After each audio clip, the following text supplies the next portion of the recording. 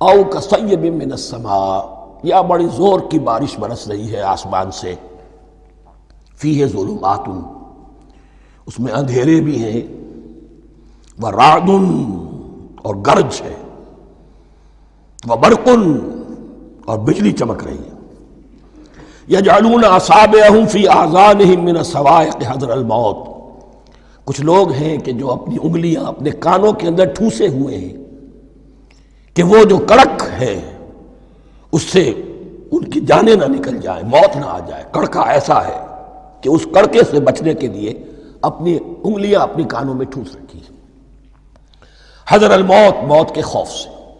واللہ محیط بالکافرین، اللہ ایسے کافروں کا احاطہ کیے ہوئے ہے، بچ کر کہاں جائیں گے۔ یکاد البرق یخطف ابصارہم، قریب ہے کہ بجلی ان کی نگاہوں کو لے جائے، ان کی بینائی کو سلب کر لے۔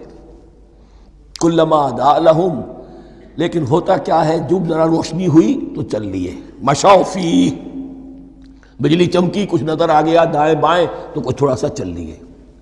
وَإِذَا أَظْلَمَ عَلَيْهِمْ، اور جب تاریکی ان پر طاری ہو گئی، قاموا، کھڑے کے کھڑے رہ گئے۔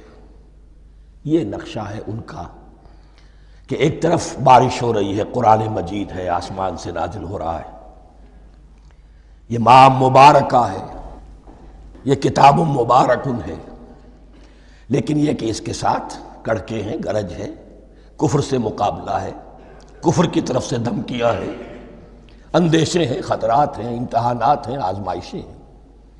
ذرا کہیں حالات کچھ بہتر ہوئے، کچھ جسے بریدنگ سپیس کہتے ہیں ملی، تو تھوڑا سا چل لیے، ہم بھی مسلمان ہیں، کوئی خاص موقع نہیں ہے، کسی جنگ کے لیے بلایا نہیں جا رہا ہے، تو بڑھ چڑھ کے باتیں کر رہے ہیں، اپنے ایمان کا اظہار بھی کر رہے ہیں۔ جیسے ہی کوئی آزمائش آئی، قاموا، ٹھٹک کر کھڑے کے کھڑے رہ گئے۔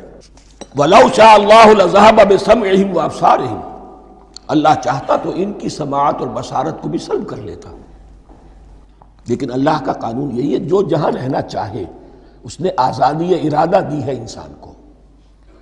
تم اگر مومن صادق بن کر رہنا چاہتے ہو، اس کو آسان کر دے گا تمہارے لیے۔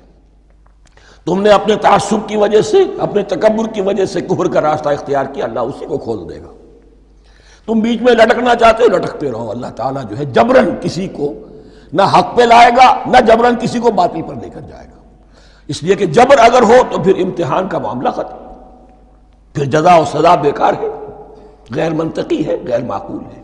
ان اللہ علی کل شیء قدیر، یقیناً اللہ تعالیٰ ہر چیز پر قادر ہے۔